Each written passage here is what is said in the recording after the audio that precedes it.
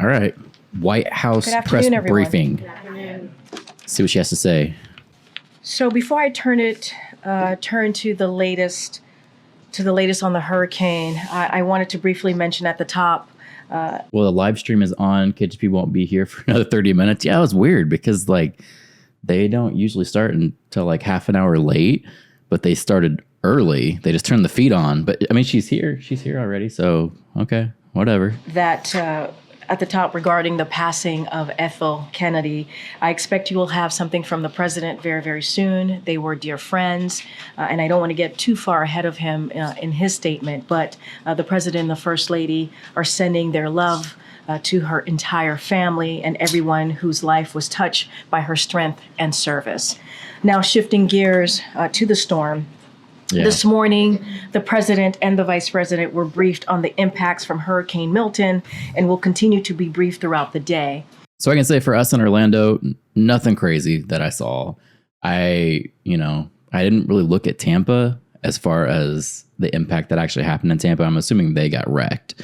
But from what I did see, the hurricane went south. So that's why maybe here in Florida, or here in Orlando rather, that's why we didn't get affected as much. She had to come out early to blame Trump. Most likely, yeah, that's coming. I'm surprised she hasn't blamed the hurricane on Trump yet. I'm pretty sure that's coming.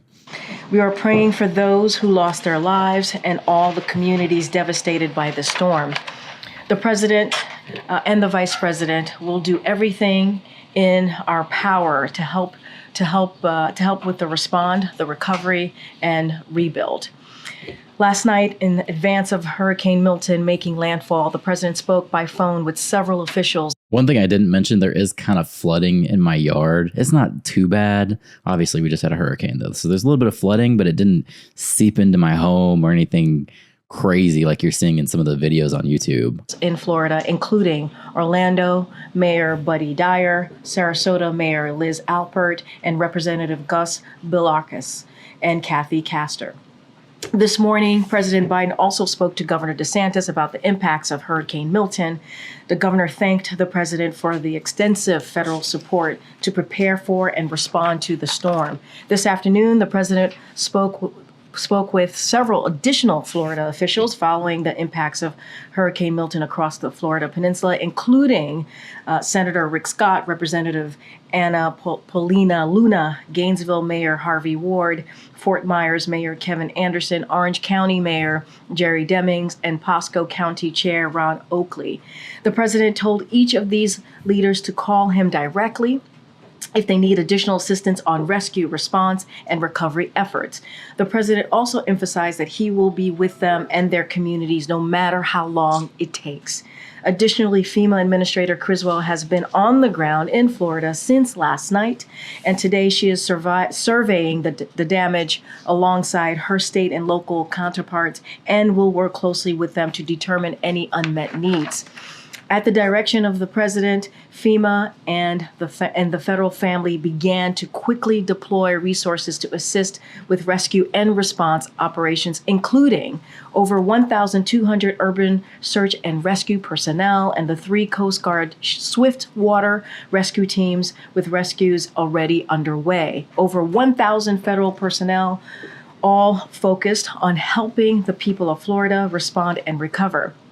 And over 15 million meals and 13 million liters of water are already in the region, with 20 million meals and 40 million liters of water ready to be deployed. So all businesses are still closed. I didn't see that anything was actually opened. I'm definitely not going anywhere today. I'm staying in my house. Maybe tomorrow we'll get out and kind of assess the area and see around Orlando what's actually going on. But for today, I am just staying my ass at home. The U.S. Army Corps of Engineers has 2 temporary power teams and a roofing team to diagnose the need for short-term repairs to homes and structures. The Department of Defense has also provided 60 high-water vehicles and personnel who can further aid in search and rescue efforts. To the people of Florida, this is still a very serious situation. Please remain vigilant. Listen to local officials. As the president has said, we will be here for you as long as it takes. Now, as you all know, this is an ongoing response. and we are getting information in real time. We're very grateful that we have the Secretary of Homeland Security, Mayorkas here, who is on the ground here virtually, obviously, who's on the ground in North Carolina, surveying the damage and helping with response to Hurricane Helene. Regarding Hurricane Milton, we won't have all of the answers right now, but we want to provide as much information as we can. And so with that, I will turn it over to the Homeland Secretary and Homeland Security Secretary. Thank you so much again for joining us, sir.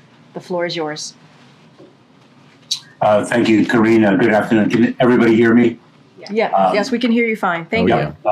Very thank loud. you. So I am currently joining you from North Carolina, where I've been meeting with our extraordinary FEMA personnel and federal, state, and local partners on the ground about Hurricane Helene's devastating impact and the progress we are making in our work to help North Carolina communities and aid in their recovery.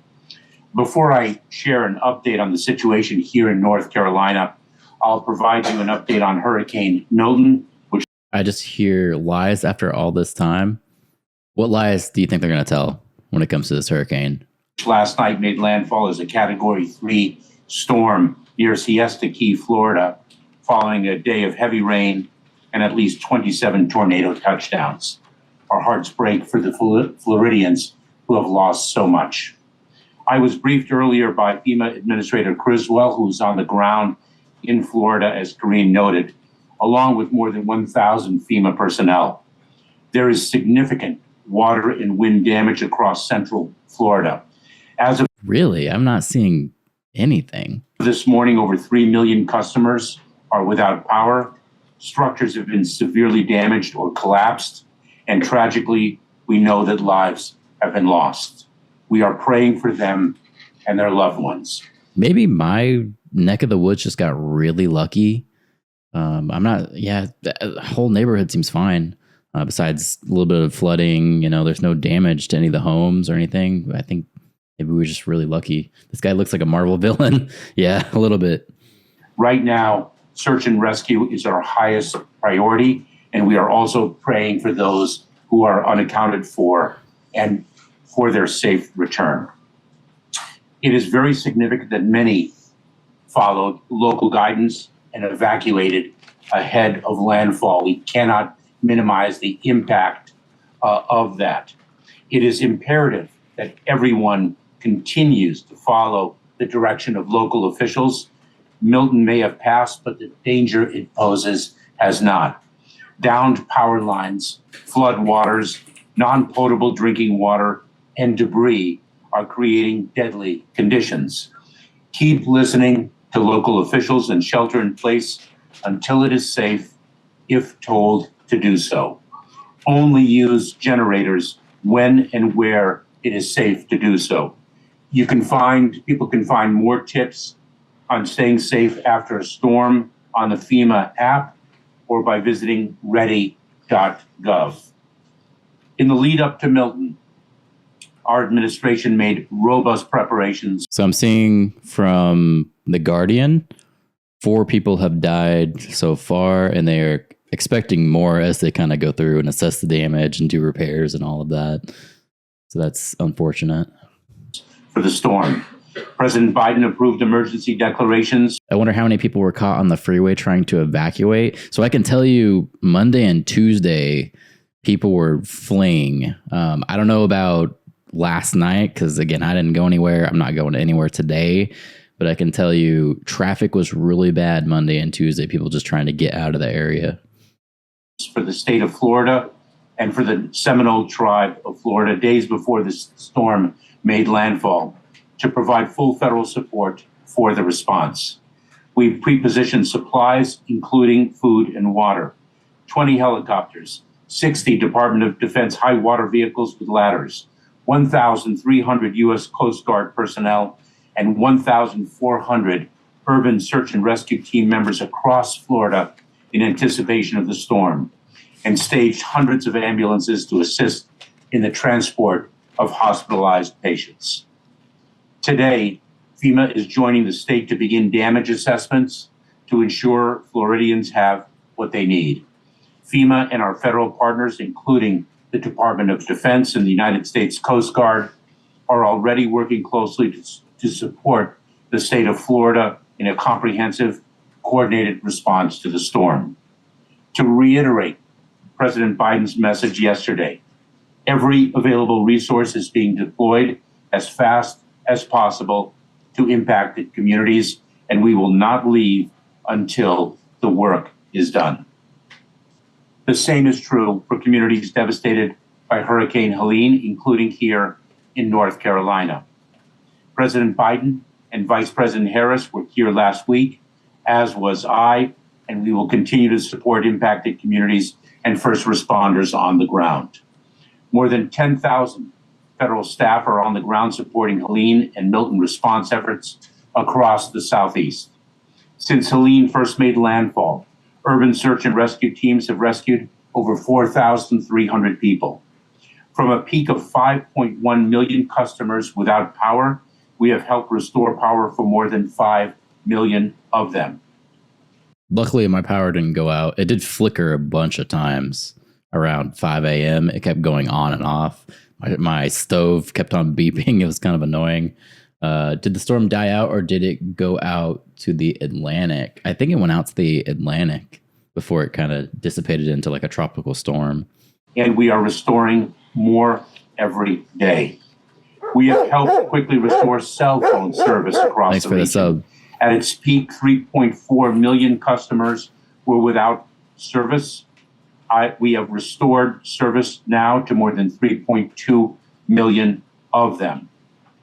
We have delivered more than 17.2 million meals and more than 13.9 million liters of water. We have helped get over. So I actually lied. It is still a Category 1 hurricane out there. I'll show you here. Yeah, it's still going. Still a Cat 1, 80 miles per hour. Crazy. Yeah, you can see it landed as a 2. Well, technically it landed as a 3, hitting the coast, and then it kind of dissipated as it went out. Yeah, crazy. Over $350 million in assistance out to Helene survivors, with millions more going out every day. All this and much more. These first responders and their state and local partners are doing truly heroic work in extremely difficult circumstances. We are all immensely grateful for their extraordinary, selfless service. The weeks since Hurricane Helene first made landfall have been devastating and difficult. But I want to be clear, we have the capability and the capacity to respond to and recover from multiple simultaneous disasters. No resources needed for Hurricane Helene response will be diverted to respond to Hurricane Milton. We have made it clear we will be there for every impacted community every step of the way. Thank you. Thank you, Mr. Secretary. We'll go to questions. Go ahead, Kayla. Thank you so much. Mr. Secretary, this is Kayla Tauchi from CNN. President Biden indicated that FEMA and the Department of Defense would have enough money to get through their immediate needs in this recovery phase. I'm wondering, after your early assessments of the damage from Hurricane Milton, now coupled with the damage from Hurricane Helene, do you still believe that to be the case?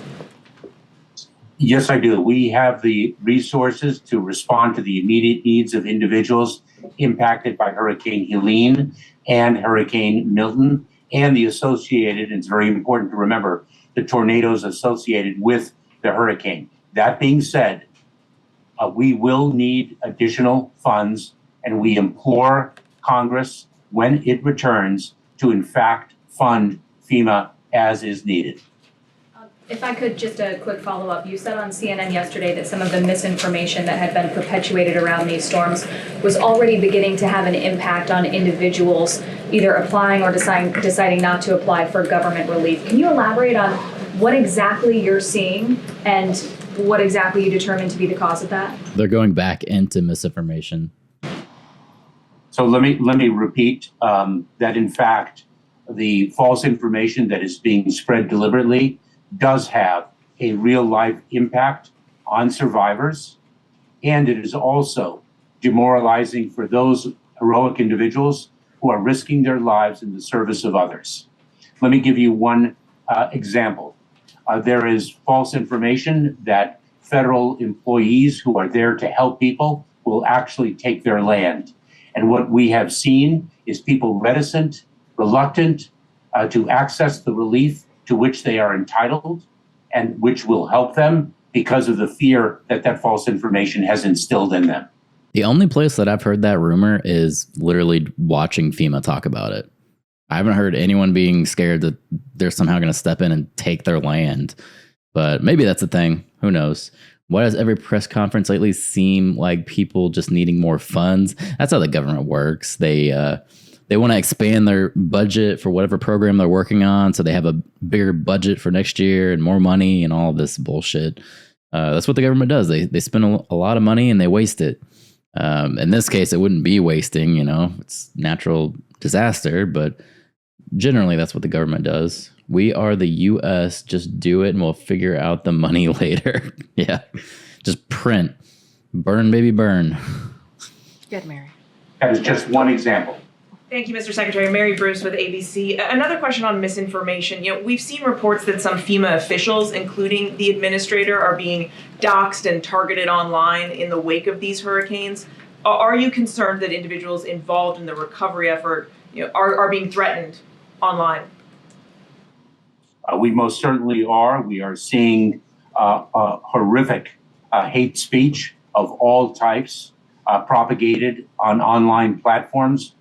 That deplorable speech has an impact on people's lives, and it is also a motivating force for people to do harm.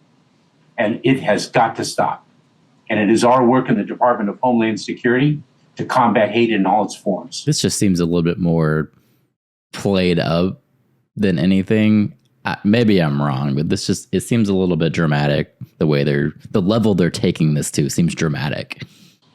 We will continue that work. Do you have any information to suggest that any foreign governments have tried to take advantage and amplify this misinformation about the response and recovery effort?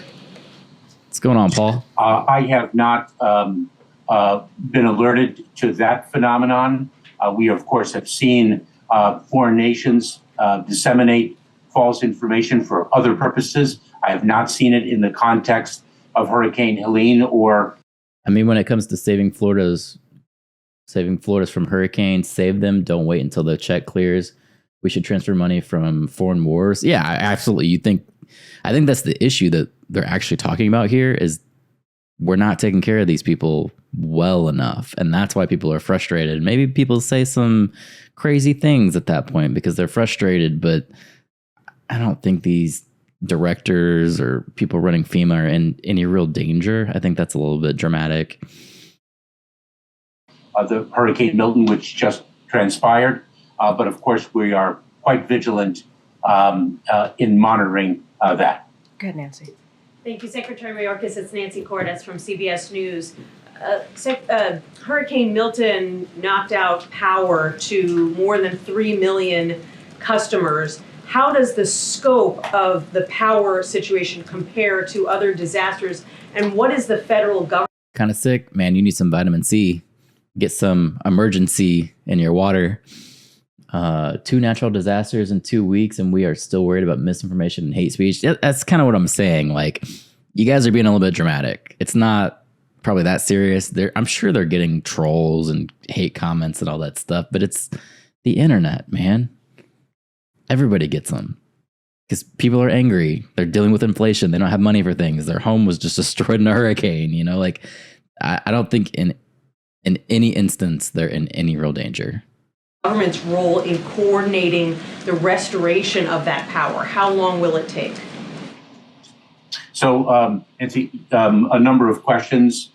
Unclear how long it's going to take because, quite frankly, the damage assessment is still underway.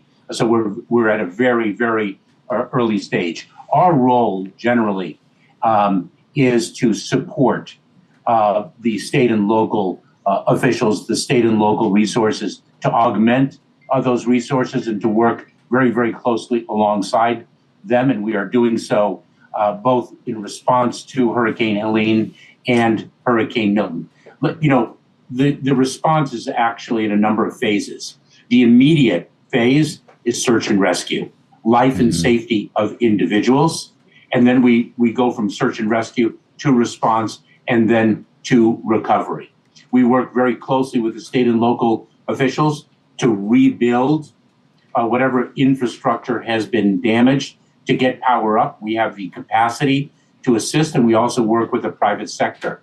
We have the ability to deliver power immediately, but for the long term, very often infrastructure has to be rebuilt.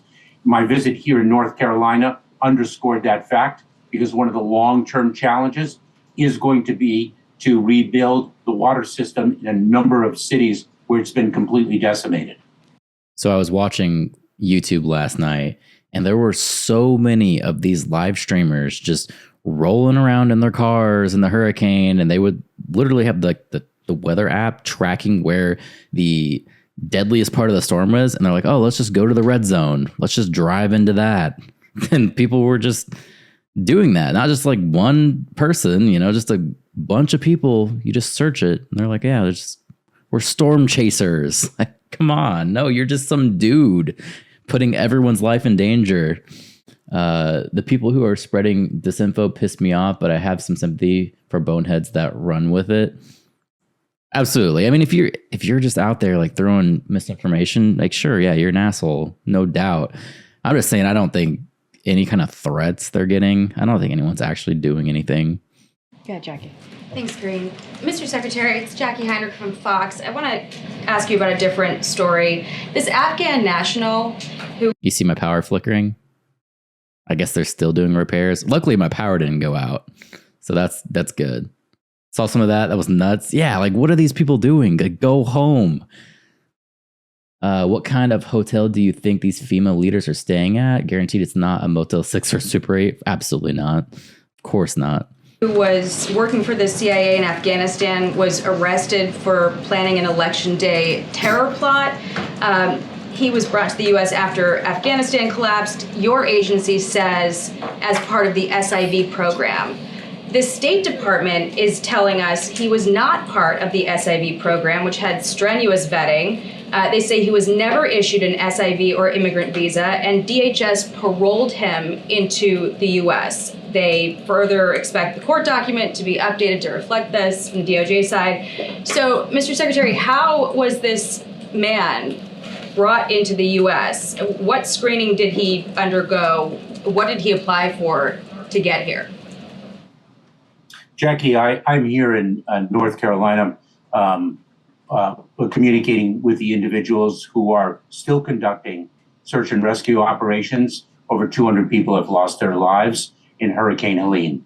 We have reports that at least 10 individuals have lost their lives as a result of Hurricane Milton. I'd be very pleased to answer your question in a different setting, but we're here to talk about emergencies and the support that we... Okay, that's an upgrade from what I just read. When I was looking at The Guardian, they said 4 had died, but he's saying now it's up to 10, which I'm sure those numbers are just going to rise as they do recovery efforts. can deliver to people in desperate need. Thank you. I appreciate that, Mr. Secretary, but we're getting conflicting answers from your agency and from the State Department about a man who was arrested for an election day terror plot. How do you not have those answers prepared? Jackie, that's not what I said. What I said is I'd be pleased to discuss this issue at a different time, but I am here to speak about disasters that have impacted people's lives in real time, and that is a subject that I'm addressing today. Mr. Secretary, can you assure people that appropriate steps have been taken to secure the country against these kinds of threats? Because the outstanding question is whether this man was radicalized before the U.S. government brought him here or afterward. And people should be concerned about that.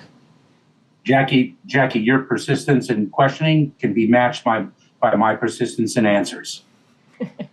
All right, we're going to go. Go ahead, Gabe. Mr. Secretary, thank you. He is not having it today. That was a bad time question. Yeah, especially with the briefing he's trying to give. You gave Gutierrez here with NBC. I want to go back to the funding question a little bit more specifically. So 8 days into the fiscal year, the federal government has spent nearly half of the money that Congress has allocated for disaster relief for the next 12 months. How concerning is that? Obviously, it's concerning, but hopefully they're going to get an influx of money from Congress. It is very concerning, but let me be clear. We can meet the immediate needs arising from Hurricane Helene, Hurricane Milton, and the tornadoes associated with it. When Congress returns, we will need them to act swiftly to appropriately fund the disaster relief fund upon which FEMA relies to deliver assistance to people after extreme weather events. And so we can meet the immediate needs. We will need funding very rapidly. What if there's another disaster next week? We are working on a continuing resolution. That is not stable footing for the work that we do in disaster response. And so that is why I underscore the need for Congress to act swiftly upon its return. Good, Michael. That lady is from Fox News, so no Peter today. Well, at least she's taking his aura and pressing for answers. So, good for her, I guess. Figured she was. Yeah, exactly. Great. Mr. Secretary, Michael Wilner with McClatchy. Just want to ask you specifically about the National Flood Insurance Program. Already the NFIP has been chronically in the red. How do you anticipate Milton will affect that program, and is there a specific ask of Congress?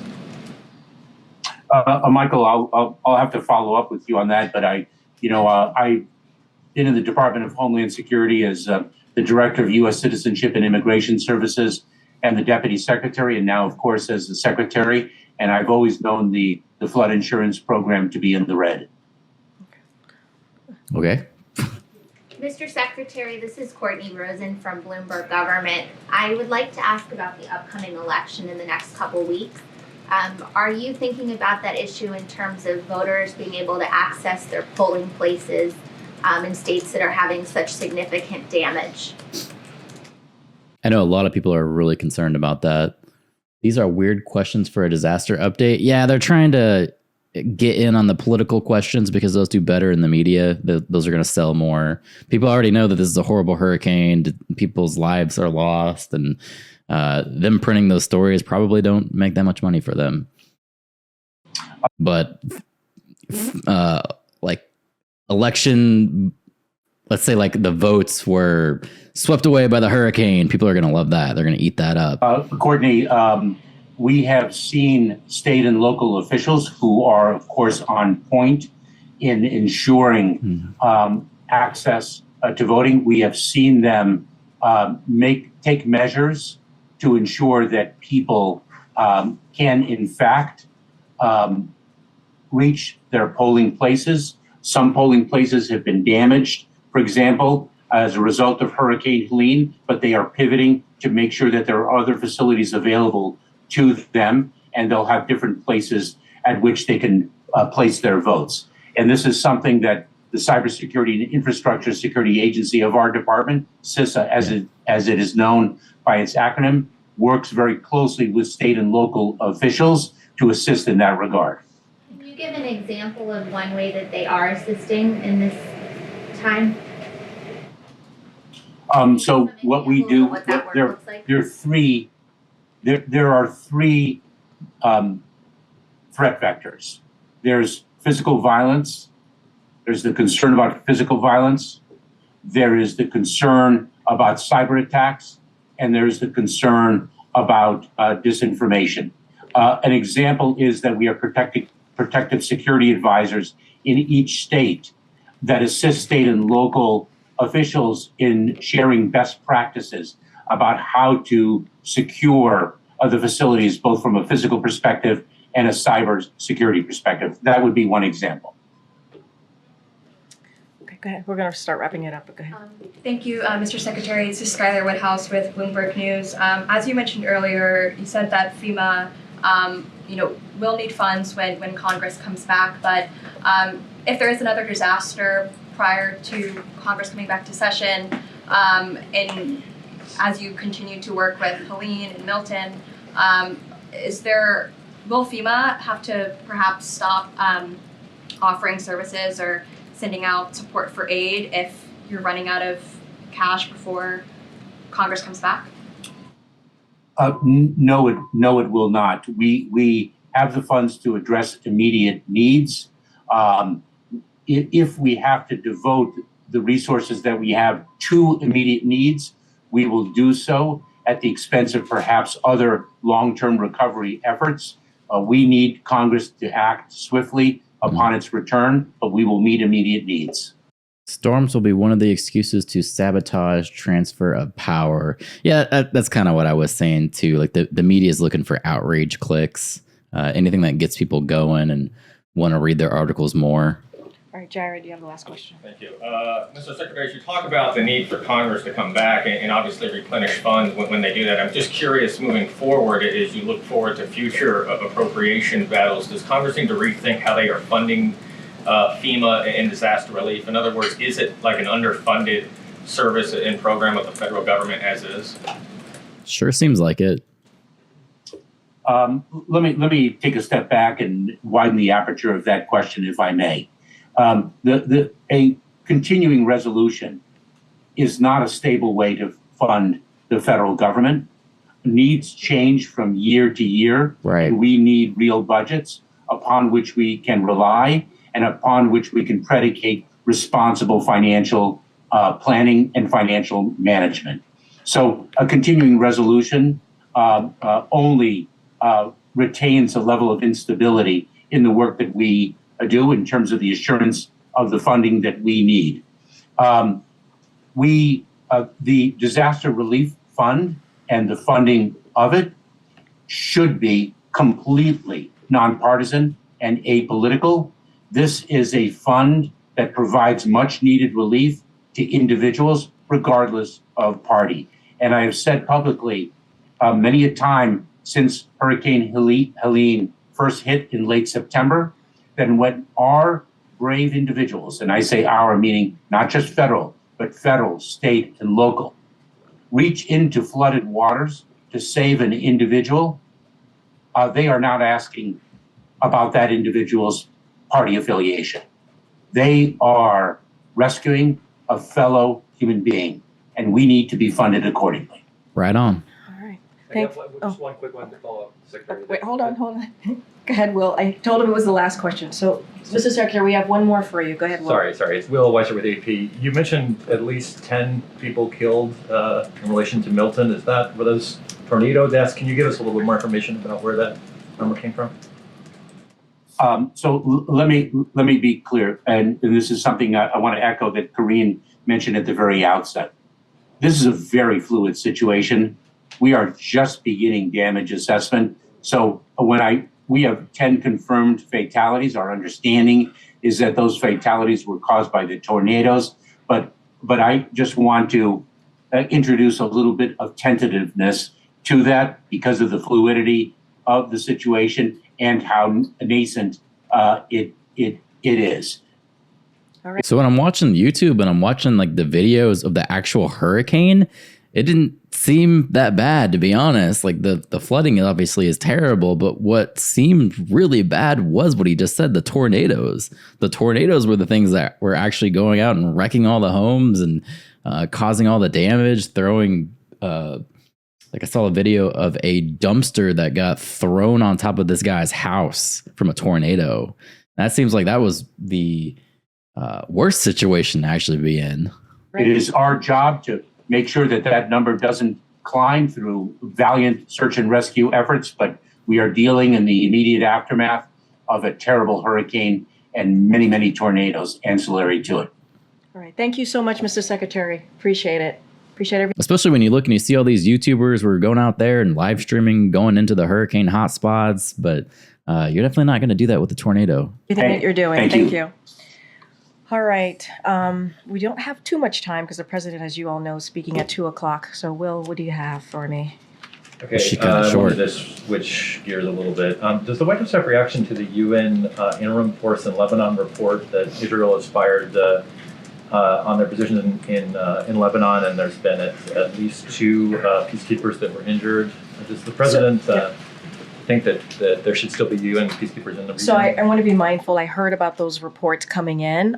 I need to talk to the team and get to the ground truth of exactly what's happening. I just want to be super mindful because I don't have all the information for me to respond to you at this time. Once I have that, then we can certainly respond. Can you comment more generally on peacekeepers? I mean, obviously, peacekeepers, we want them to be safe and protected, but I just don't have anything for you on that particular event that's happening on the ground. I just heard those reports, and I just want to make sure I have the full breadth of the information before I respond. Okay, Danny. Thanks, Karine. The readout of the president's call with Prime Minister Netanyahu yesterday said they'd be remain in close touch. Just wondered if the president or the White House has heard anything more about Israel's plans for retaliation, and secondly, do we know when they're expected to speak again? So look, I don't have anything to preview on the next call, as you know, and I've said this many times before. Israel has a right to defend itself, blah, blah, blah. Exactly. They're our allies, blah, blah, blah, blah, blah. Yeah, here it comes. It's this past a little bit now over a year. The bipartisan border bill. President and the Prime Minister have spoken over a dozen times. We talked a little bit in this room about the call yesterday, 30 minutes. It was direct, it was productive. There was a readout that we all put out. I'm surprised that they're admitting that they only spoke 12 times. After all, these past several months, they're saying that they were constantly in negotiations of a ceasefire. Like they were so close, they were working on it. It was moments away, and really they only spoke 12 times. She's saying more than 12 times now. She's changing it a little bit, but it doesn't really sound like they're in communication that much. And as I said yesterday, and I'll continue to iterate here, this was as it relates to the Iran's attack, they continued the discussion that happened on the staff level, obviously on the leaders level. And I'm just going to be super mindful here. I'm not going to read out from here what Israel's going to do or not going to do. And frankly, I'm certainly not going to read that out to the Iranians. So going to keep that diplomatic conversation as it should be. It is a private conversation, and we read out as much as we were able to, just to give you a little bit of a sense of color of what happened on that call.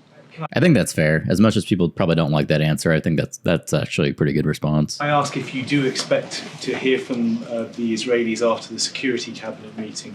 I don't have anything to share. What I can say, though, and we've said this many times before, there is regular communication that is happening with the Israeli government, certainly on the staff level, on a daily basis, and certainly that will continue as we have done for the past more than a year now.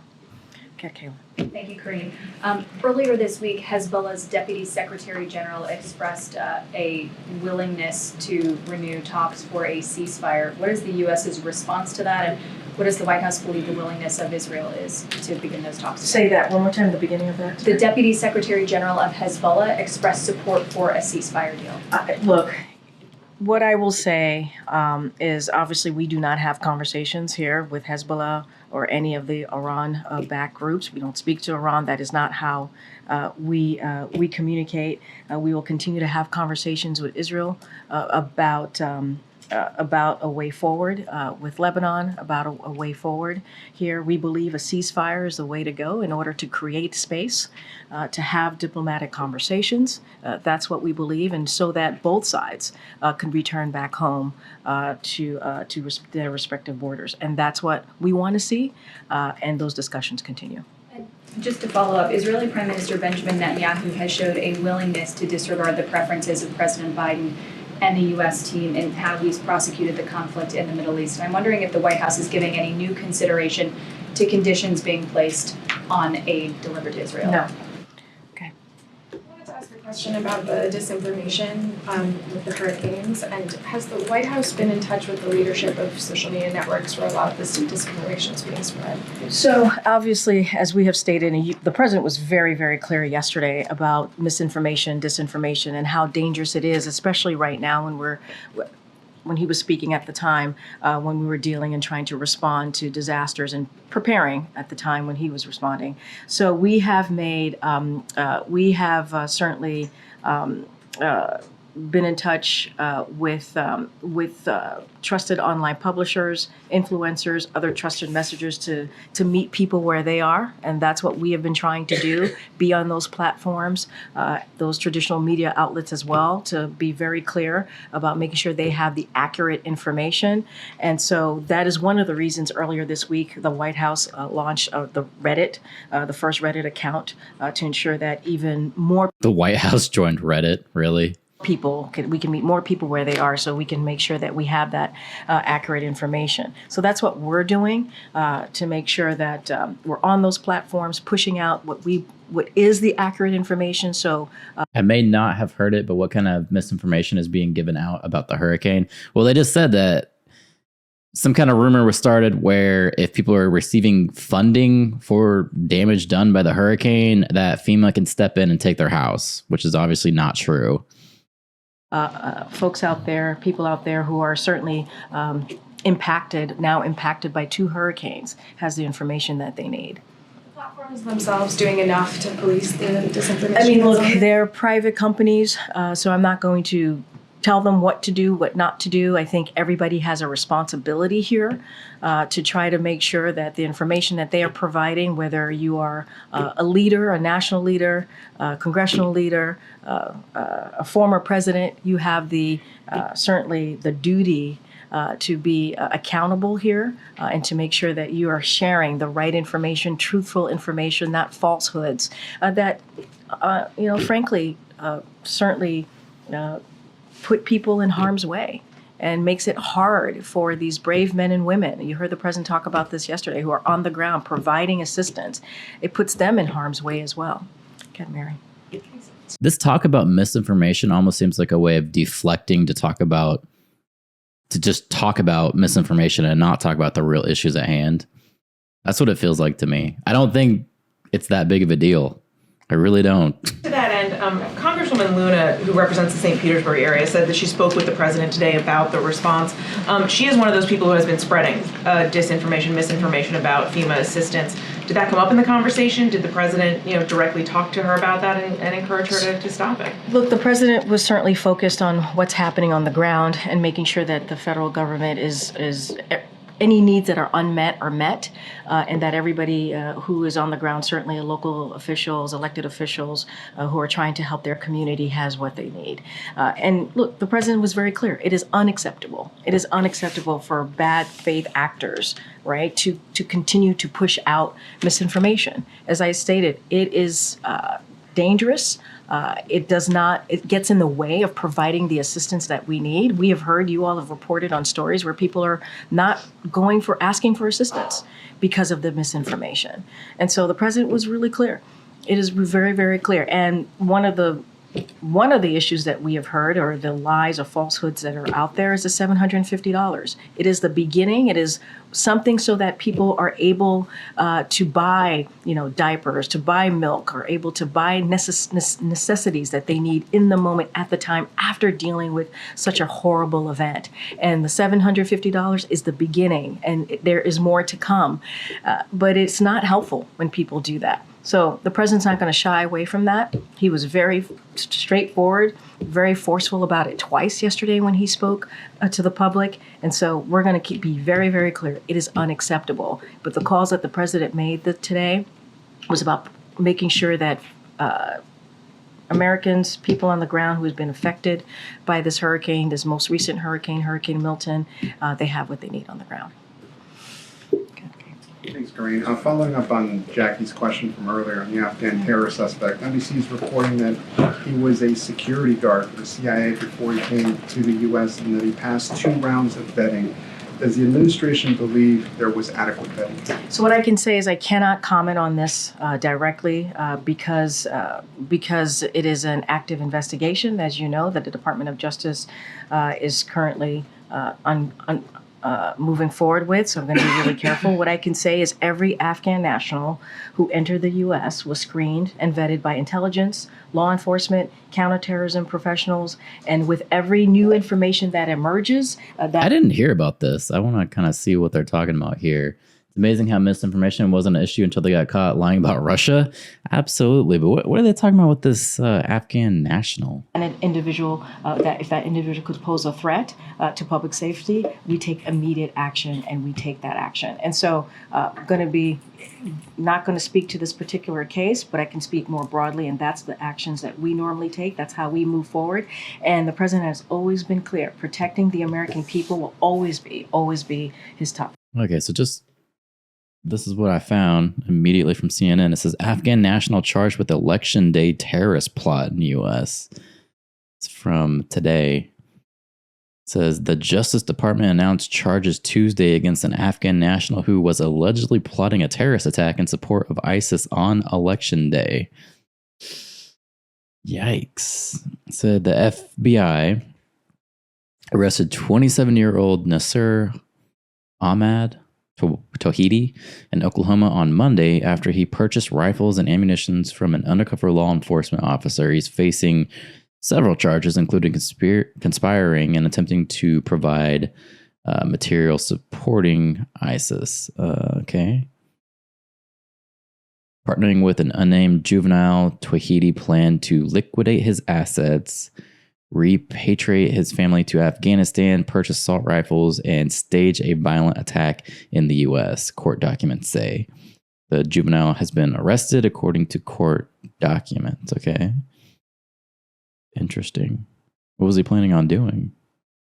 Where was this attack at is my question, I guess. Over the summer, he allegedly searched online for how to access Washington, D.C. cameras. Okay, so he's trying to do some like secret agent type shit? Which U.S. state does not require relations to get a firearm? Okay. And which states have passed permitless carry gun laws? He also visited the webcams for the White House and the Washington Monument in July. He began talking to a known ISIS recruiter on the messaging platform Telegram in August, according to court documents.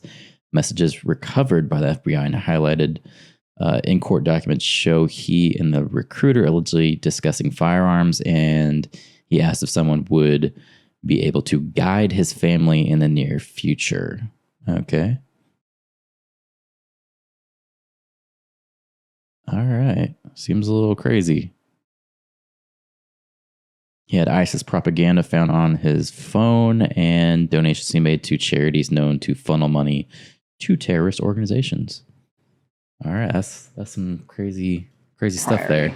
Broadly, what would you say to critics who say there isn't enough vetting in these cases? These seem kind of convenient, kind of like that Iranian guy a couple weeks ago with the pew-pew attempt. Does it? I mean, ties to ISIS? Maybe, possibly, if we put our tinfoil hat on. I can say is how I just ended my last question to you. Protecting the American people is the president's top priority. Good. In the back. From what you and other officials have said, I gather that the U.S. has at least two stated goals in Lebanon. The first one, you said that you don't want it to turn into another Gaza. You're working towards cessation of hostilities. But you also support Israeli efforts in dismantling Hezbollah infrastructure in Lebanon. So how can those two goals exist in the same time frame? Is the understanding to first allow Israel to push back against Hezbollah before going into negotiations? Sorry.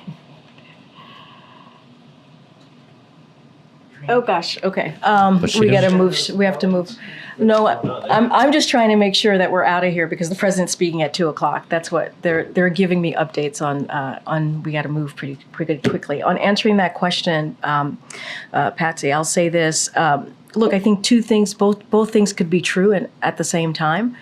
We believe that, and I said this moments ago, we want to see a ceasefire deal. That's what we want to see, to provide some space for diplomacy so that that will enable civilians to go back home on both sides, right? To go back home, both sides of the border. And so we're going to have those discussions. We're going to be hoping to be able to achieve that goal. And we believe ultimately a diplomatic resolution is the way to move forward here. And to your point about Israel, we believe Israel has the right to defend itself. That's what we believe. We've said that.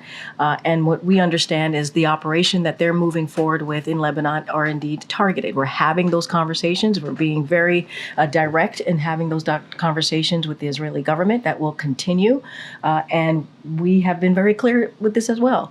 We believe and support and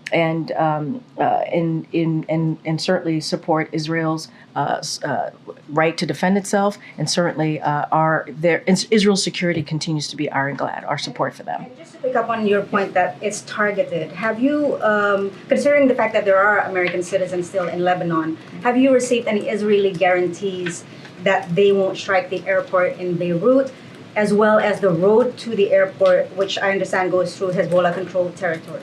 We continue to have very, very direct conversation with the Israeli government. That's what we're going to do about how the shape and scope and the nature of their operations, of their campaign moves forward. We are going to have, again, very direct conversations with them. And if I may just quickly on Taiwan, Karine, in response to Taiwan National Day celebrations, China is feared to respond by either conducting war games or sending its assets to the region. Is the administration prepared on such an event, considering a lot of the military assets have been deployed to the Middle East? So look, you're talking about the speech that the Taiwan president made. Look, that it is tradition, as you know, for on that day, a longstanding tradition for Taiwan's president to deliver remarks on 10/10. It is routine domestic focus address that has historically prompted little response from Beijing. This year should be no different. We're not going to speculate on what the PRC will or will not do this year, but we see no justification, certainly, for a routine annual celebration to be used as a pretext for military exercises. We urge Beijing to act with restraint. Our one China policy has not changed, and we've been really consistent about that the past 3.5 years. Go ahead, Michael. Great. Just following up on my colleague's question about the president's call with some Florida officials. I know you mentioned that he had been cleared yesterday with regard to disinformation around the hurricane response. But did it come up specifically in that call? Was that a conversation? I don't have anything to share besides the president reaching out to elected officials, local and statewide, to offer up their assistance, his assistance, the federal government assistance, to check in, to see what else that they need. We are dealing with, obviously, the impact of a pretty powerful hurricane, Hurricane Milton. And so that was his focus on the call today. I think he's been very... he said it publicly, right? So he's been very public about how he feels about misinformation. And as president, he felt that he needed to say something because it was harming Americans out there who are have been impacted, whether by Hurricane Helene, now impacted by Hurricane Milton, and they need to get the assistance, right? They need to make sure that we wanted to make sure they were ready, whether evacuating, sheltered ahead of this hurricane. And when you have this type of misinformation, disinformation out there, it certainly steps on that. And so as president, he spoke very publicly twice yesterday. And I think that message was sent loud and clear. Okay. Thanks, Karine. Since President Biden postponed his foreign trip due to Hurricane Milton, has the president spoken with German Chancellor Scholz yet? Just about, maybe rescheduling the trip, just kind of talking since there was a lot planned. Yeah, so I think we've stated that we're going to be rescheduling the trip. That's what we're trying to work out all of the details. That's important to the president to do that. When I have more information, obviously, you all will be one of the first to know. And the president is planning to speak to both of the leaders very, very soon. And so once we have that information, we'll certainly share that with all of you as well. I think I have to wrap it up here. Yep. So will the leader level Ukraine Defense Contact Group be rescheduled, or will it happen in the coming weeks at the ministerial level? So what I can say on the leader level, I understand that that's going to be that conversation is going to be postponed, and so that I can speak to. That's going to definitely be postponed. Okay. All right. In the back, I haven't called on you a lot. Thank you. Yeah, just on the calls. Florida Senator Rick Scott said that President Biden agreed that Congress should come back early to fund FEMA. So is there a more urgent need, and is the administration all in line with what we heard from Secretary Mayorkas talking about getting Congress to come back? Yeah, they probably should come back. I mean, look, what we have been very clear about is Congress needs to act. We had a CR. We had a pretty robust ask in the CR for to make sure that we continued to fund that emergency disaster funding, pardon me. And so that didn't go through. It was not, we were disappointed that it didn't make it into the CR. And so that is unfortunate. But we've also been clear that Congress needs to act. And what we have seen in the past is when Congress can still act on emergency items, move forward emergency ask during recess. That is something that they can do. And so we're going to continue to say that. We're going to continue to be very clear. We have to see this moving forward. You saw the letter from the president earlier this week saying that there's SBA disaster funding that's about to run out in weeks. We believe that Congress can do the job, right? They can do this job. They can. After they take their vacation, then they'll do the job, maybe. Make sure that we get that additional funding during recess. We have seen them do this before. It is not unusual. It is something that they've been able to do when there has been an important decision to be made. And so that's what we want to see. All right, I know we got to go. The president's about to speak, so I don't want to hold you guys up. Thanks, everybody. Thank you. All right, so there she is. A lot of FEMA disaster relief kind of conversations going on today.